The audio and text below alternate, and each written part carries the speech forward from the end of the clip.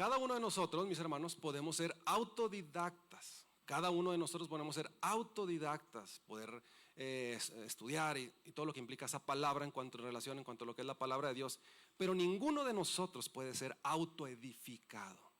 Por eso tú necesitas ser parte de una iglesia. Por eso nosotros necesitamos ser parte del cuerpo de Cristo.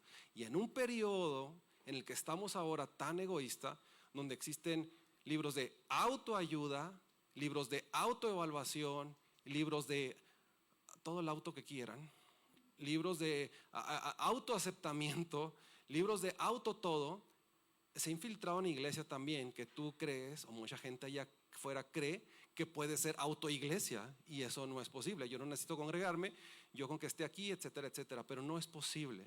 Eso es una cultura egoísta que el mundo está dictando, y nadie puede ser auto todo, y nadie puede ser autoedificado. Tú y yo, usted y yo podemos ser autodidactas, pero no podemos ser autoedificados. Necesitamos el cuerpo de Cristo para edificarnos, y Tesalonicenses es lo que nos enseña.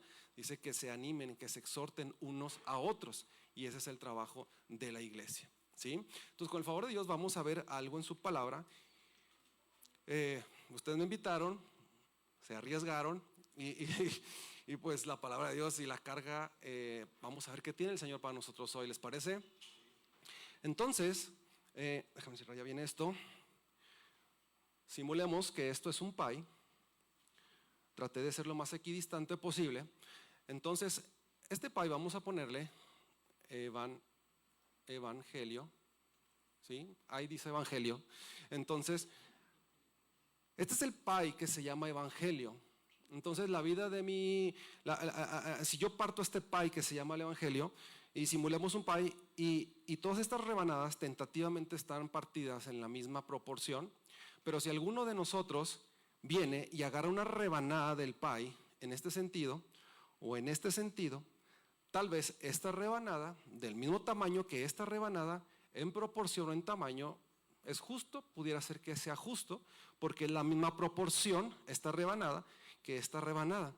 Pero hay un problema, que yo al tomar esta rebanada no está en el orden de cómo me debería de ir comiendo mi pie. Y así nos pasa con la palabra de Dios. Hemos agarrado una rebanada así del mismo tamaño tal vez, pero le hemos agarrado así, otra así, otra así, de tal manera que le hemos agarrado unas rebanadas a este pie de una forma que no es necesariamente la correcta. ¿Estamos hasta ahí? ¿Qué significa todo esto? Que para eso tienen gente, con ayuda de Dios, todos los domingos, un servidor y otros, muchos por ahí, que se dedican a estudiar lo mejor que pueden la palabra de Dios para poder compartirla y ordenar las rebanadas de pie del evangelio, ¿sí? Entonces, he aprendido en el transcurso de los años que si tú quieres conocer a Dios, lee los salmos. Si tú quieres conocer al hombre, lee los proverbios.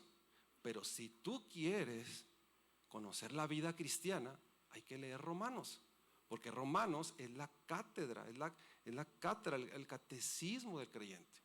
No es una carta fácil, es una carta complicada, mis hermanos, pero que tenemos que leerla para nosotros saber cómo hemos agarrado mal la rebanada del pie para comerla como debe de ser y crecer y nutrirnos hasta ahí. ¿Les parece?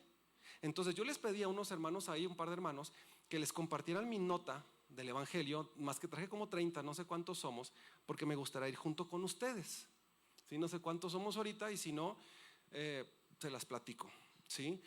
Si no, pues ahí a un adulto, ahí repártanse para que lo tengan en lo que comenzamos, y yo voy con mis notas. Entonces, mis hermanos, hoy les quiero hablar de la carta a los romanos, que es una carga que tenía para compartir con ustedes hoy, con la intención de agarrar nuestra rebanada de pie, porque ver el panorama de lo que Dios nos da en la carta a los romanos nos va a ayudar a posicionarnos, y nos va a ayudar en la carta a los romanos, a través de la exposición de lo que vamos a ver, es dónde estamos como creyentes, ver en qué lugar estamos y ver qué es lo que hay que ajustar, qué es lo que hay que acomodar y disfrutar también del Señor. Y la carta a los romanos, mis hermanos, es tan importante. 25 años después de Cristo empieza Pablo a escribir esta carta. Él no funda la iglesia de Roma, pero sí le escribe, sabe, hay una célula, una iglesia ahí, y Pablo les escribe su carta a los romanos. Es una carta profundísima, profundísima, no es imposible hacerlo todo hoy. Conozco gente, supe gente como Martin Lloyd Jones, ¿no? Algunos han oído. Martin Lloyd Jones tardó 14 años exponiendo la carta a los romanos y no terminó. Entonces, así sucesivamente pueden encontrar hombres que han expuesto su palabra a través de la carta a los romanos y no terminaron. Así de profunda es la carta a los romanos, porque es la catedral, es la cátedra del cristianismo. Y tenemos que darle una pasada y nos vamos a ubicar. Entonces, la mayoría ya lo tienen por ahí, ¿sí? Mis notas. Entonces, nos vamos a ir de la mano. Déjenme platicarle algunos detalles. Agustín de Hipona se convierte a los 33 años, un hombre que es importante dentro de los padres apostólicos o la parte, a los patriarcas de la iglesia. Entonces Agustín de Hipona era un hombre que fue un depravado, tuvo unos problemas muy serios en su vida, una situación moral muy desgastada, pero hasta que se encuentra con la carta a los romanos, este hombre se convierte y hace una aportación tremenda a lo que es la iglesia, parte de lo que somos hoy. Para tiempos modernos, C.S. Lewis a los 30 años también se convierte leyendo Romanos. Y Lewis, al convertirse, un hombre ateo, un hombre que todo lo que puedan oír o escribir, no me interesa hablar de Lewis ahorita, no es el punto, pero finalmente este hombre se convierte al evangelio y escribe lo que escribe y desarrolla lo que desarrolla por su impacto con el evangelio a través de la carta a Romanos. Después, para uno de mis favoritos, en el 1517, un poquito más, 1517, un poquito más atrás, hay un monje que Dios toca su corazón y es un hombre que mientras estaba desarrollando unos estudios en Wittenberg, unos estudios acerca de los salmos, me parece que la carta de los hebreos también, pero tocando el punto de Romanos, este monje, Dios toca su corazón porque le incomoda mucho una parte donde Romanos al principio dice, mas el justo por la fe vivirá. Entonces él como monje dice, ¿cómo es posible si todo lo que he sabido en cuanto a mi doctrina, en cuanto a mi crecimiento, en cuanto a mi vida, andar en el evangelio, va relacionada a las obras? ¿Por qué y cómo? Es que el justo por la fe vive, o sea, ni siquiera tuvo que hacer nada y dice que vive por la fe. Entonces este hombre lo resume así: la justificación no es un cambio en el hombre, sino la declaración de misericordia de Dios, mediante la cual declara justo al pecador en sí, que en sí mismo no lo es. Este monje se llama Martín Lutero. Estas palabras, dice él, estas palabras, justo y justicia de Dios, impactaron mi conciencia, estos son sus escritos, impactaron mi conciencia como relámpagos, aterrorizándome cada vez más. Si Dios es justo, dice, y castiga, pero la gracia de Dios, mientras meditaba en estas palabras en la torre, que la torre es el lugar donde él estudiaba y que le llaman su camino a Damasco, de Lutero, le dice, mientras meditaba estas palabras en la torre, el justo por la fe vivirá, y la justicia de Dios, de repente me vino a la mente el pensamiento de que si nosotros como justos hemos de vivir por fe, y si la justicia de la fe ha de ser para salvación de todo aquel que cree, entonces no es nuestro mérito, sino la misericordia de Dios. Así mi alma se sintió reconfortada, pues la justicia de Dios por la que somos justificados y salvos por medio de Cristo, estas palabras se volvieron más placenteras en mí. Mediante esta palabra el Espíritu Santo me iluminó en la torre.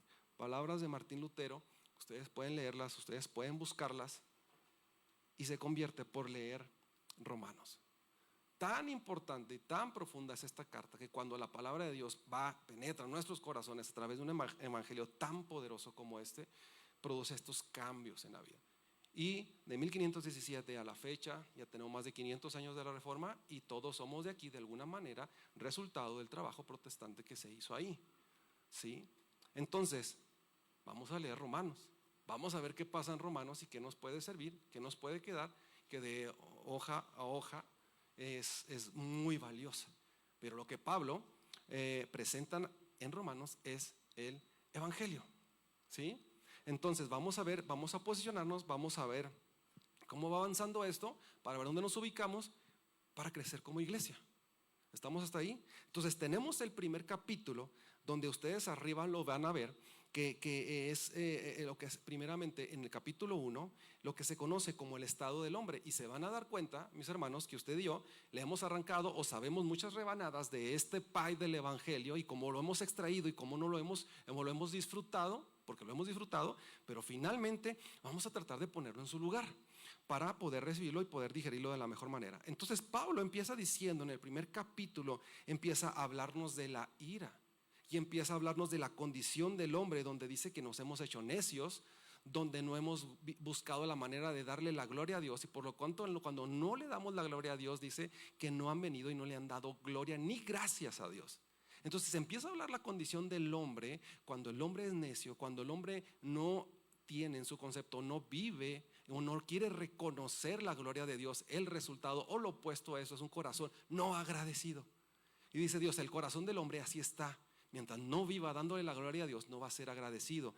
Y empieza a hablar ahí que se ha dejado seducir, etcétera. Y vienen unas palabras importantes de Pablo, donde les empieza a decir, no me avergüenzo del evangelio, dice, porque es poder de Dios. Y empezamos a encontrar esta profundidad, esta palabra profunda, que el evangelio pues son buenas nuevas.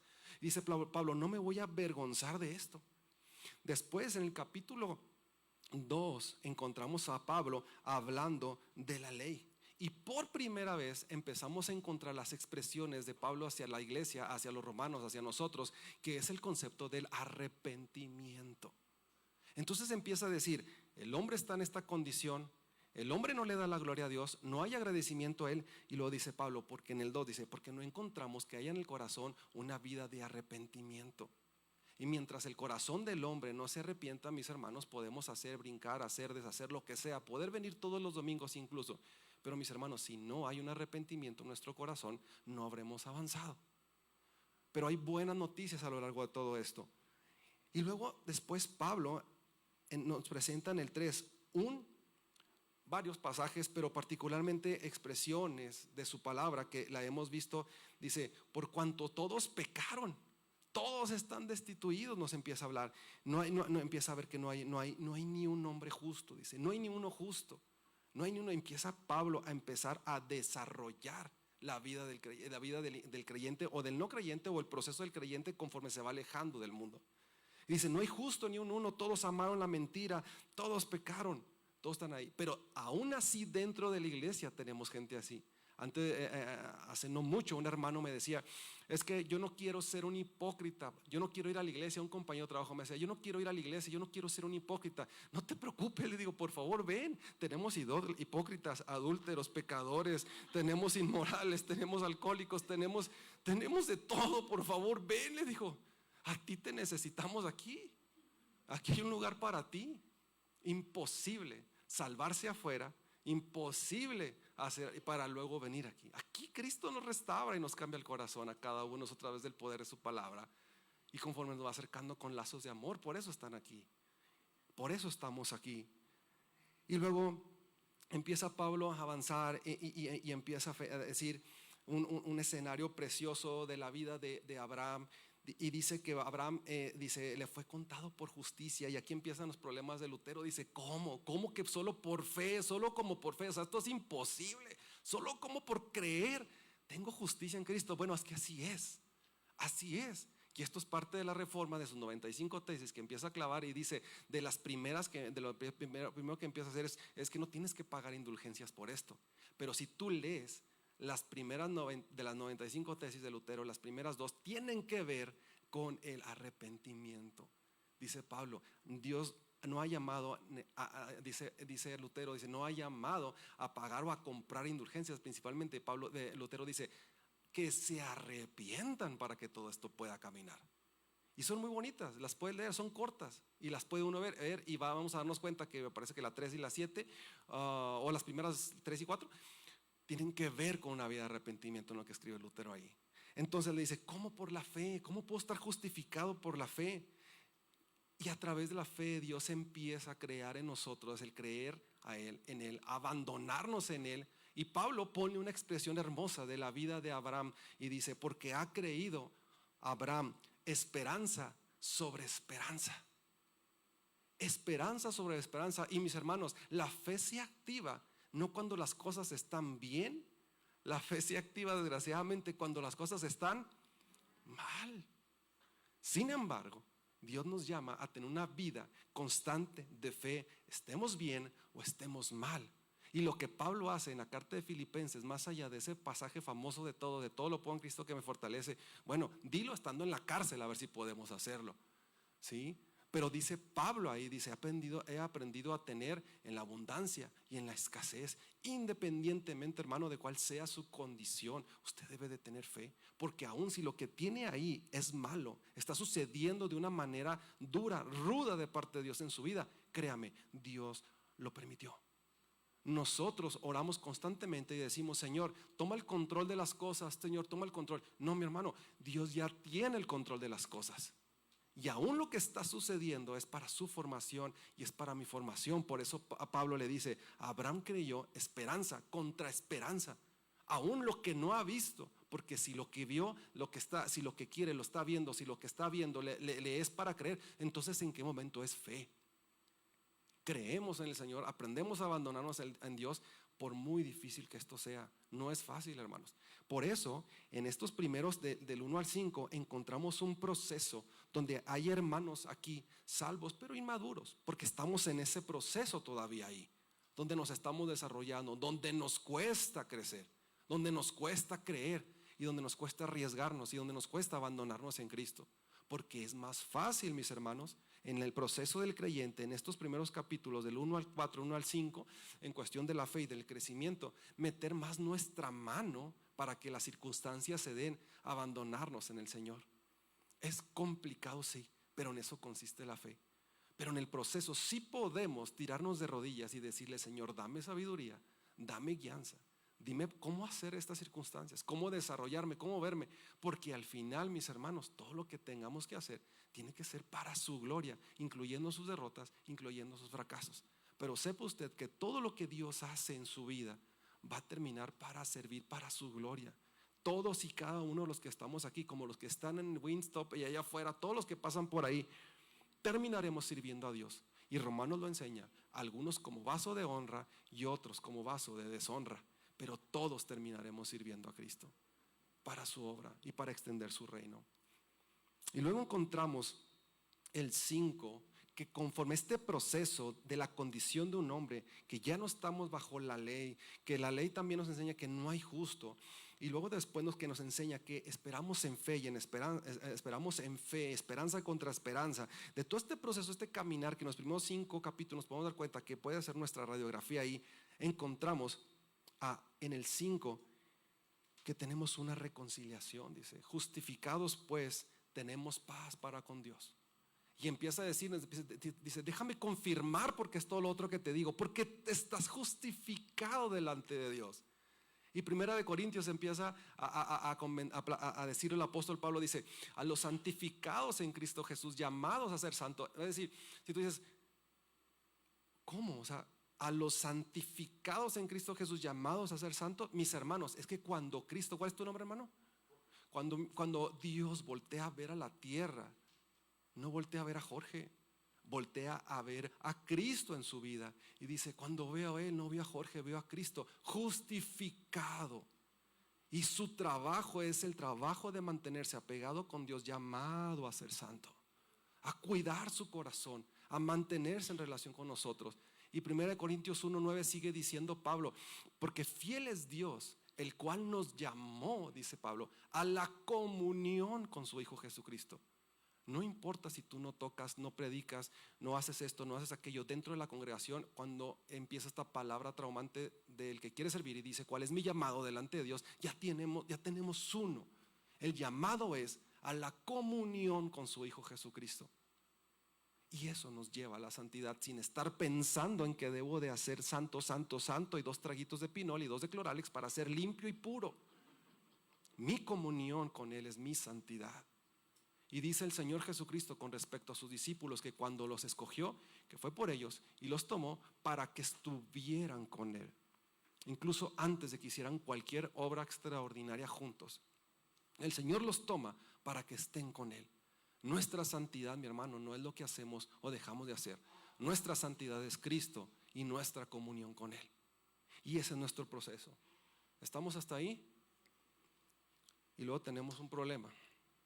Tenemos un problema porque el filtro del cristiano, mis hermanos, se encuentra en el 6 y en el 7. Se encuentra un problema tremendo. Dice, despójense, tenemos que trabajar, tenemos que dejar atrás ese viejo hombre. Hay que crucificarlo, ¿sí? Porque estamos crucificados juntamente con Cristo. Y empieza a hablar por primera vez los conceptos que tienen que ver con la carne y nuestros deseos. Mis hermanos, en el Antiguo Testamento vamos a encontrar varias veces las palabras ídolos. Vamos a encontrar lugares altos, Baal, Moloch. Vamos a encontrar una circunstancia larga en el Antiguo Testamento con lo que tiene que ver con los ídolos. Mis hermanos, en el Nuevo Testamento eso se reduce considerablemente, porque la palabra ídolos ha sido cambiada por nuestra carne y por nuestros deseos, que terminan siendo nuestros ídolos. Y esa es la lucha de todos y cada uno de nosotros conforme empezamos a crecer. No nos tiramos de rodillas ante un mono o una circunstancia, no, pero tenemos esta lucha interior, esta lucha en nuestra carne, en nuestro deseo, que ha sido cambiada del Antiguo al Nuevo Testamento por idolatría. Y es lo que más vamos a ver, y es con lo que nosotros empezamos a luchar. Por eso se vuelve el 6 y 7 un filtro para la vida del creyente. Pero hay buenas nuevas, no me vean así, les prometo que hay una solución para todo esto, porque dice su palabra que no nos dejará ser tentados más allá de lo que cada uno pueda resistir, y fiel es Dios. Y gracias por, como dice Pablo a Timoteo, tenemos un mediador que es Jesucristo hombre. Y en esta lucha, sí, pareciera ser un 100 pies, que un 100 pies se cayó y se cayó por 100. Pero en la vida del creyente es un hombre en fe y mujer que se levanta a los pies de un Dios bueno, a los pies de un Dios misericordioso. Dios no es el Dios de la segunda ni la tercera oportunidad. Yo creo que no sé cuántas, que va a haber consecuencias detrás de todo ese perdón. Eso es inevitable, eso no está en nuestras manos. Pero de que hay perdón y hay misericordia, ahí está. Y tenemos el 6 y el 7 y empieza a hablarnos de esta pasión. Dice, porque el fruto de la carne es muerte, y todo esto que ustedes ya y nosotros hemos oído. Y el problema está, mis hermanos, que al no poder avanzar en el 6 y el 7, al no poder avanzar, al no poder comenzar con esto, nos regresamos otra vez al 1. Y ahí estamos, otra vez, y queriéndolo intentar, sin medio arrepentirnos o medio queriéndonos arrepentir, queriendo avanzar. Y si la fe, yo sé que estoy justificado, y llego al filtro y otra vez empiezo a avanzar. Y al no poder, como iglesia en general, al no poder o no confrontar con la palabra de Dios para que seamos desafiados para avanzar más allá en el evangelio, al no poder avanzar en la congregación, se nos ha metido el humanismo, se nos ha metido estas cuestiones absurdas del decreto, del arrebato. Mi hermano, dicho sea de paso, el único que puede decretar es Cristo. Y en la palabra se lo demuestro. Cuando le dijo al centurión, le dijo, solamente di la palabra y tu siervo sanará. Él es el único que puede soltar la palabra, Él es el único que puede decretar, Él es el único que tiene el poder para que las cuestiones se den. Nadie más. Y al nosotros no avanzar en estos dos filtros, empezamos con el humanismo y empezamos a darle vuelta y empezamos a meter situaciones, mensaje, empezamos a meter una serie de cosas con este neopentecostalismo que estamos viendo, que debemos tener mucho cuidado, mis hermanos, porque el ataque de ahora que hay en la iglesia no es de afuera. Tú no necesitas que vengan los nazis, hermanos, para que vengan a nuestras casas y nos saquen. Nosotros no necesitamos, hermanos, que vengan o en aquellos tiempos, o que la Inquisición en los 500, este asunto español, para que vinieran aquí, nos quitaran nuestras Biblias, o fuera imposible que nos llegara el evangelio. El ataque está dentro, desgraciadamente, y necesitamos como iglesia, porque también esos que están recibiendo esos mensajes son nuestros hermanos, con la mejor intención de acercarse a una iglesia y recibir de Cristo. Y al tratar de tener estos mensajes que tú escuchas y pareciera ser que lo mejor que le sale a muchos predicadores, Facebook 3:16, pareciera ser que con eso quieren vivir. Necesitamos volver a ser confrontados, necesitamos acercarnos a la palabra de Dios, necesitamos encontrar en nuestros mensajes expresiones como pecado, como perdón, como arrepentimiento. Sí, gracia, mis hermanos, necesitamos crecer como iglesia. Y es el filtro de Romanos 6 y 7, de 6 y 7. Mis hermanos, si nuestro pastor aquí nos predica todos los domingos de la gracia, ustedes van a estudiar la ira. Si nuestro pastor predica de la ira, ustedes van a estudiar del perdón. Si nuestro pastor predica de la pobreza, ustedes la abundancia correcta en Cristo. Porque esto urge, hermanos. Esto es un problema que está fuerte ahorita en la congregación, en la iglesia local, hablando nada más de Chihuahua. Pero vean todo lo que hay, pura basura. Mis hermanos, y en relación, un mensaje, un contexto bíblico para esto, espiritual, que es fuerte, pero así es. Los evangelios nos presentan la muerte y resurrección de nuestro Señor Jesucristo. Cuando el Señor Jesús en Marcos nos presenta que cuando Él estuvo en la cruz quisieron darle a beber mirra y hiel, ¿verdad? Más o menos nos ubicamos ahí. Y cuando el cuerpo de Cristo está en la cruz, le dan mirra y hiel, porque la combinación de estos es una droga. Y que el quererle dar al cuerpo de Cristo mirra y hiel, darle una droga, le estaban buscando que el cuerpo de Cristo no muriera. Y el Señor no la aceptó. Hermanos, cuerpo de Cristo, no acepten esas drogas. No las acepten, rechácenlas. Y Dios nos dé espíritu de discernimiento para recibir, para escudriñar, para buscar su mensaje y no drogarnos para no morir. Necesitamos morir a nuestra carne en ese esfuerzo, pedirle gracia, misericordia al Señor para poder avanzar. Y el mundo allá afuera, tanto adentro de la iglesia, entre las músicas que escuchamos, hay canciones que se supone que son para Dios y ya no entiendes, escuchas rolitas cristianas que dices, ya no sé para quién es. No te tomes esa droga. Mensajes de prosperidad, mensajes de decreto, mensajes de arrebato, no te tomes esa droga. No te drogues con eso. No es para el cuerpo de Cristo, lo rechazamos ahí. Y regreso a su palabra. Si no sé las profundidades, agarra su palabra como está y empieza a comerla, porque su palabra no vuelve vacía. Ya no se sabe si entre Jesús Adrián Arjona ya no le entiende uno este asunto. No te comas esa droga. No droguemos al cuerpo de Cristo. Nos surge transmitir a los que estamos arribita de los 40, transmitir el mensaje y el poder del evangelio a nuestras próximas generaciones. Necesitan recibirlo. ¿Quién lo va a hacer? Número nos enseña después que hubo una segunda y una tercera generación que no conoció a Dios. Pero estamos muy ocupados. Estamos, hermanos, la herramienta que el diablo utiliza para que el hombre y la mujer de Dios llegue a su objetivo es la distracción. Aprendamos a cuidar nuestro tiempo, aprendamos a discernir, aprendamos a apartar un tiempo para estar con la palabra de Dios. Estos son fibras internas, es complicado decirlo y me arriesgo. Si no vuelvo a venir, ustedes sabrán. Yo estoy contento, estoy bien cada vez que ustedes me inviten, yo con gusto. Pero esto no lo pude evitar. Y en este proceso, aquí viene una rebanada del pay que le damos al evangelio de manera un poquito desordenada, porque nos encanta Romanos 8, que dice: ninguna condenación hay para los que están en Cristo Jesús. Nos encanta esa rebanada, es delicioso y lo es, pero hay un orden, hay un ciclo, hay un proceso, hay una lucha, hay un pago que tenemos que hacer, hay un riesgo que tenemos que tomar en Cristo. Y nuestro deleite en decir que ninguna condenación hay para los que están en Cristo Jesús, conforme a los que no andan, conforme no a los que andan conforme a la carne, sino como a su espíritu. Es una lucha diaria, mis hermanos, diaria. En el Antiguo Testamento ustedes han leído lo que es Deuteronomio 6, ¿sí? Amarás al Señor con todo tu corazón, con todas tus fuerzas. Al acostarte se lo repetirás a tus hijos, lo escribirás aquí, lo pondrás allá. Todo lo ubican, ¿verdad? Lo ubicamos, ¿verdad? Y lo empezamos a desarrollar. Deuteronomio 6, números 15 también lo desarrolla. Pero mis hermanos, en relación a esto es, cuando empieza Deuteronomio 6 dice, oye, y luego hay una coma, Israel, ¿sí? Oye, coma, Israel. Mis hermanos, cuando nuestras madres nos hablaban, y nos hablaban a veces hasta por nuestro nombre completo, Esteban Sánchez Martínez. O sea, o sea, no nomás es ven, ¿verdad? O sea, es un problema.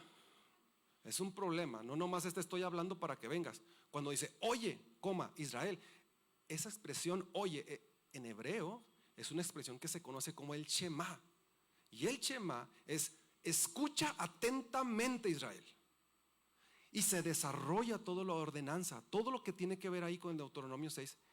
Mis hermanos, de alguna manera, ese Deuteronomio 6 era el equivalente a Mateo 6 de lo que tiene que ver con nosotros ahora, el Padre Nuestro. Pero bendito sea Dios. ¿A dónde voy con todo esto? Porque el Salmo 57 nos habla con respecto a esto también y dice, buscaré a mi Redentor por la mañana, al mediodía y al acostarme. Y en esa oración que hacía tenía que ver con el Shema y estar orando, porque su santidad, su apartarse de Dios, su congregarse a Dios, era recitar la palabra de Dios.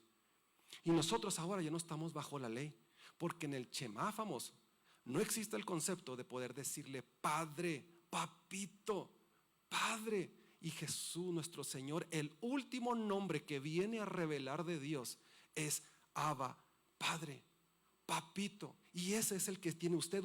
Y nosotros ya no tenemos que andar con el Shema, porque nuestra santidad está en nuestra comunión con Cristo, que nos ha permitido llamarle Padre, Papito. Vaya y tírese a los pies de Cristo. Vaya y busque al Señor. Esa es su santidad. No mantenga el concepto de la santidad así como un concepto, tal como un concepto. No lo es. Nuestra santidad es Cristo en comunión con Él.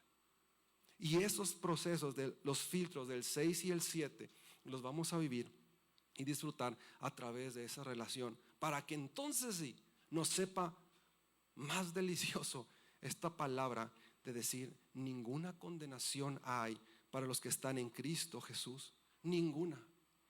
Y Romanos 8 nos enseña que el hecho de salvarnos no es el fin. Invitamos a la gente, ven, se salva, haz una oración y aquí quédate. Ese ni es el fin. Romanos 8 nos enseña que nos ha salvado para estar en la eternidad con Él. Porque la eternidad, como dijo alguien por ahí, es la medida exacta para conocerle al Dios de lo imposible. Y Dios lo ha diseñado y lo ha hecho y ha puesto eternidad en su corazón, porque son las unidades de medida de un Dios eterno, de un Dios que todo lo puede, todo lo ve, todo lo siente, es inmutable, de un Dios invencible. ¿Estamos? Después encontramos en Romanos 12, 9, 10 y 11 algo que es complicado, porque Dios utiliza a través de su palabra todo el ejemplo del pueblo de Israel, lo utiliza para provocar de cierta manera a celos, porque el pueblo de Israel no quiere reaccionar, no quiere, y dice, vendrán gentiles, vendrán gente de otro lado, y hay mucho al respecto de esto. Solo lo resumo para que hablemos, que es Romanos 9, 10 y 11, y tiene que ver cómo Dios toma otro pueblo para decirle, me va a venir a adorar y me va a venir a buscar otro pueblo. Te busqué, fui por ti, te rescaté, te saqué de un pueblo una y otra vez, te liberé durante todo el Antiguo Testamento. Y Dios dice, me va a venir gente de otras naciones, va a venir los gentiles, va a venir otro pueblo. Y hay una manera preciosa en como Pablo empieza diciendo del 9, 10 y 11, pero Pablo empieza diciendo, yo mismo, dice Pablo, quisiera ser un anatema para Dios. Es decir, dice Pablo, yo mismo quisiera ser un redentor, quisiera ser algo en sustitución para que mis hermanos judíos se salven. Pero lo que Pablo dice, obviamente lo hace en su anhelo y su deseo de ver que sus hermanos se salven, porque solamente hay un redentor. Y Pablo dice, yo mismo quisiera ponerme en la brecha, toma mi vida, Señor, pero rescata a mi gente. Y es una angustia que a nosotros nos pasa también en nuestras familias, en nuestros hijos, en nuestros compañeros de trabajo, en los compañeros de la escuela. Decir, Señor, rescata, tengo dolor por ese hermano, tengo dolor por ese prójimo. Señor, tómalo, salva a mis hijos. Yo mismo me quisiera poner ahí. Pero Pablo entiende que no es así.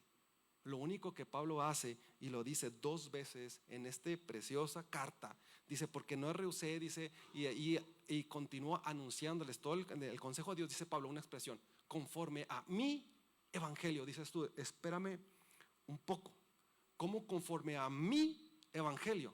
La situación aquí implica es, para esa persona que usted y yo queremos alcanzar, nuestra familia, la gente que está en nuestra casa, es que cuando Jorge lleva una vida de búsqueda, de misericordia, de piedad, apegado a lo que la Escritura dice, con los desafíos que él implica, en temor a Dios, la vida de Jorge se convierte en un evangelio, en una vida de evangelio. Y dice Pablo, conforme a mi evangelio, no es que sea otro, es que finalmente es Cristo en su vida. Continúe en ese camino. Apéguese a la Escritura, apéguese a lo que Dios nos está enseñando, busque su palabra. Mire, hermano, la oración le va a llevar a leer la palabra y la palabra de Dios le va a llevar a la oración. Y no hay persona que haya estado en comunión, no hay persona que haya estado con Dios que no cambie. Eso se lo confirma Moisés cuando estuvo en el monte con él y hasta brillaba. No hay persona que esté delante de Dios buscándole con un corazón contrito y humillado y no cambie. Y no cambie, porque así es Dios. Incluso lo puede rozar como esa mujer dice, sentí que algo salió del borde de mi manto. Acérquese, búsquelo, busquemos al Señor ahorita mientras pueda ser hallado. Porque Apocalipsis cuando nos enseña y dice que toca la puerta, entraré y cenaré y estaré con él y haré una gran, todo lo que conocen ahí de Apocalipsis, lo usamos para evangelizar, para dárselo a la gente allá afuera. Pero mis hermanos, se lo está diciendo tristemente a la iglesia. Busquémoslo ahorita mientras pueda ser hallado. Cada vez queda menos tiempo. Cada vez queda menos tiempo. Dicen que Dios no tiene prisa. Yo, por lo que una escritura, consideraría que sí. Porque si Dios no tuviera prisa, no hubiera enviado a su Hijo a morir por usted y por mí. Que fue hace 2000 años, ya lo hizo, tiene prisa. Pero Él no quiere que nadie se pierda, sino que procedamos al arrepentimiento. Y por eso estamos aquí buscando al Señor. No permitamos, no perdamos el tiempo, no recibamos esa droga del mundo, eso que se quiere infiltrar a la iglesia, que se está infiltrando, no lo permitamos, hermano. Volvamos a su palabra. No existe ningún avivamiento, no existe ninguna reforma por cantar bonito, por dejar nuestras congregaciones bonitas. Damos gracias a Dios por todas las instalaciones, tienen un lugar maravilloso, está bien bonito aquí, es cómodo, es padre, se disfruta. Y gracias a los hermanos generosos que sigan, no dejen de hacerlo y vayan por otro lugar más grande, adelante. Pero sepan ustedes que lo que trae un avivamiento siempre, por años, en la historia de la iglesia, siempre ha sido por el apego a la palabra de Dios. No hay otra forma de hacerlo. Lo demás son atajos, lo demás son dogmas, probablemente. Siempre es y será a través del consejo de la palabra de Dios. ¿Estamos? Avanzando. En el 12 dice, pasajes de la rebanada del pay del evangelio que le hemos dado. Dice, renovaos pues la mente, renovaos el entendimiento. Somos el cuerpo de Cristo, metamos el servicio en el cuerpo. Hermanos, vean cómo avanza, cómo es progresivo en la medida que nosotros disfrutamos del ser justificados por Cristo Jesús, por su justicia, en la manera que estos filtros de Romanos 6 y 7 están en nuestras vidas, de esta posición que tenemos. Vean cómo avanza y cómo en esta posición de Romanos 12 sí se vuelve más fácil ser congregación, se vuelve más fácil llevar la carga los unos de los otros. Y cuando dice que su yugo es fácil y ligera su carga, es así que mi hermano Jorge me comparta su carga, que yo le comparta la mía y se aligera este asunto para poder avanzar en su obra, porque Dios sabe, Dios conoce y Dios siente, porque es omnisciente. Él sabe lo que cada uno de nosotros trae aquí y Él sabe que estamos cargados. Por eso la expresión, venid a mí los que estáis cargados y cansados, que yo os haré descansar, es porque Él también fue hombre. Imposible de explicar, yo no puedo decir que fue hombre y fue Dios, pero eso me hace saber que tiene una empatía con lo que está pasando. Y esta empatía, estos deberes cristianos que se ven aquí en Romanos 12, me hacen ser iglesia. Cuando yo puedo tomar su carga y usted puede tomar la mía y podemos orar. Y déjese de esa payasada, de esa religiosidad, cuando uno dice, no, yo estoy bien ahorita. Dime por qué oro por usted. Dígame por qué oro por usted. También aprenda a recibir.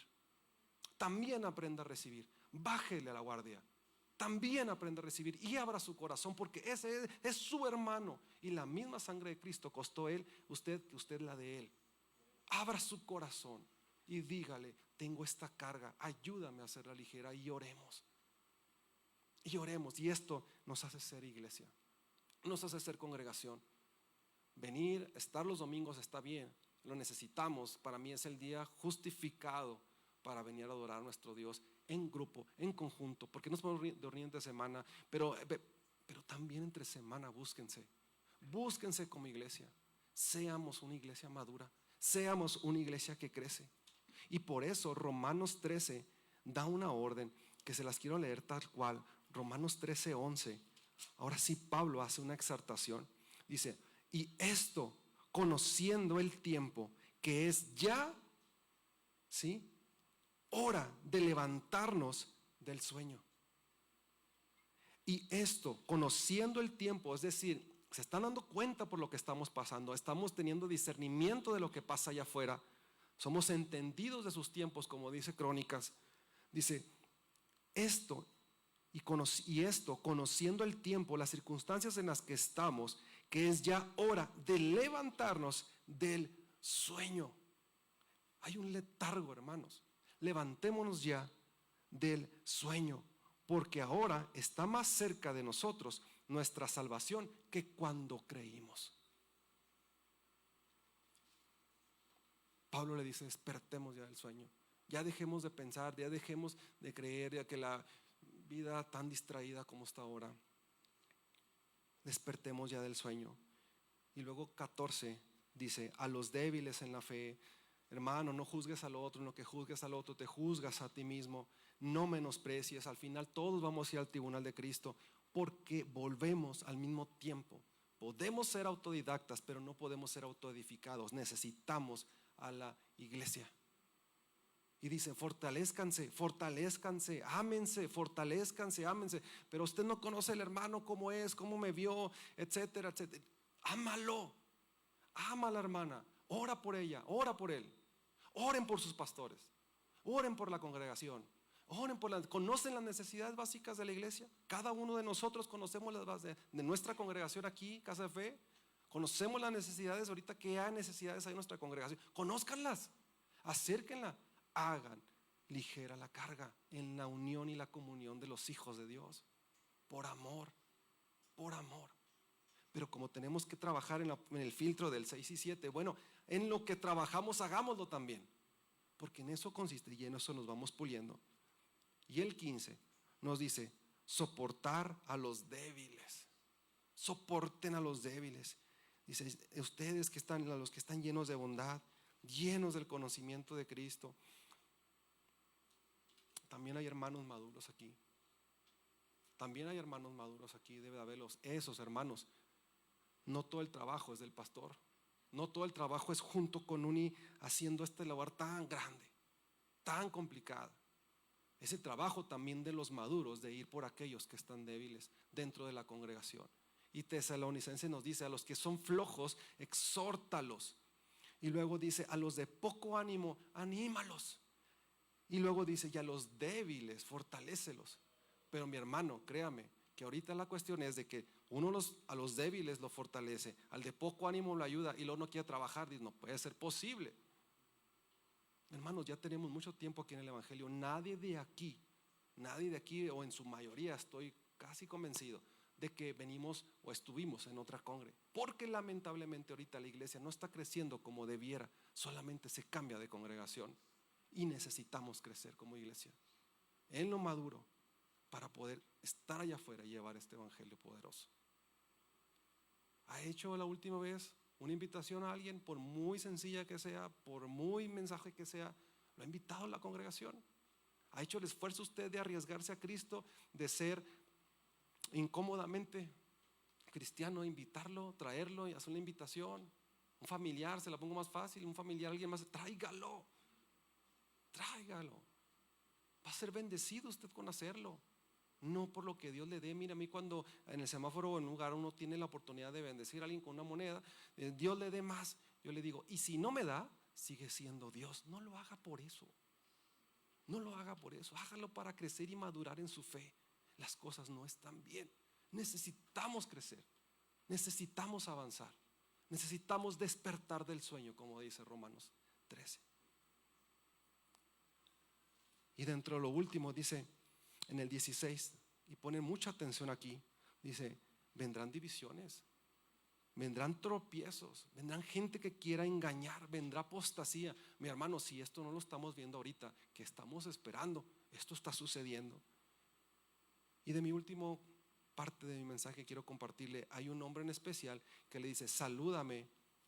Vaya conmigo al 16.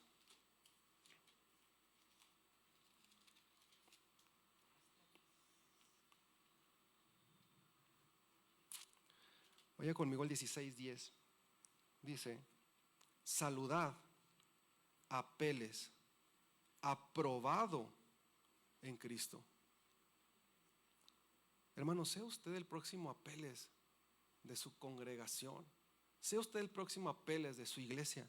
Sea un hombre aprobado por Cristo, que ha trabajado. Romanos del 1, con toda la gracia, esfuércese en la gracia, salgamos adelante. No permitamos que esa droga venga a la congregación. Cuide a su congregación, ore por su iglesia, ore por sus ministros, ore por sus maestros. Cuide a su congregación para que podamos crecer. Apeles, dentro de las cosas, significa llamado o convocado. Salúdame, Apeles, un convocado por Cristo. Y entonces sí, al final viene algo que es la doxología, que es en el 16:25, dice: y al que puede confirmarnos, una vez más dice, al que puede confirmarnos según mi evangelio y la predicación de Jesucristo, según la revelación del ministerio que se ha mantenido oculto desde los tiempos eternos, pero que ha sido manifiesto ahora, y por las escrituras de los profetas. Dice: y al único, termina diciendo, al último y sabio Dios, sea la gloria mediante Jesucristo para siempre. Amén. Este es el evangelio, es la carta a los romanos. Mi hermano, yo le quiero compartir lo siguiente y para cerrar. Desconozco que haya hecho o que no haya hecho bien. Desconozco cómo esté su vida, cómo está su corazón, cómo está su reconciliación con Dios. Pero déjeme decirle algo para que disfrute del perdón de Dios de esta manera. El apóstol Pablo, para él fue un tormento, fue muy difícil haber perseguido a la iglesia como lo hizo. Fue algo que le caló mucho. Y encontramos más de una ocasión que el apóstol Pablo dice: yo asolaba a la iglesia, yo consentía la muerte de Esteban, yo consentía la muerte de los santos, yo mismo vi que los arrastrada que le pusimos, y lo platica Pablo. A Pablo le dolió su pecado, porque camino a Damasco le dice: Pablo, ¿por qué me persigues? De ese tamaño ve Dios a los hijos, ve a Cristo en la vida de Jorge, en su vida, en mi vida. Dice: ¿por qué me persigues? A Pablo le dolió haber hecho eso. Ahora yo le pregunto a usted, ¿recuerda alguna vez que Pedro haya mencionado: traicioné a Cristo? ¿Recuerda usted alguna vez que Pedro haya dicho: yo traicioné al Mesías, yo traicioné al Señor? Porque Pedro disfrutó el perdón de Cristo de esa manera. Ese es el Dios que tenemos. Ese es el Dios que perdona su pecado y mi pecado. Ese es el Dios que vuelve a decir: ven a la cruz otra vez, empecemos de nuevo y trabajemos para la obra de un reino que no es aquí, que está del otro lado de la eternidad. Conozco su corazón, conozco, dice Dios, cómo lo que has hecho, lo que vas a hacer, lo sé. Pongámonos a cuentas hoy y trabajemos y edifiquemos para un reino en conjunto, porque hay algo más allá. Pongamos nuestra mirada en lo eterno, pongamos nuestra mirada en las cosas más allá, que están por encima de no llegar a la quincena todos los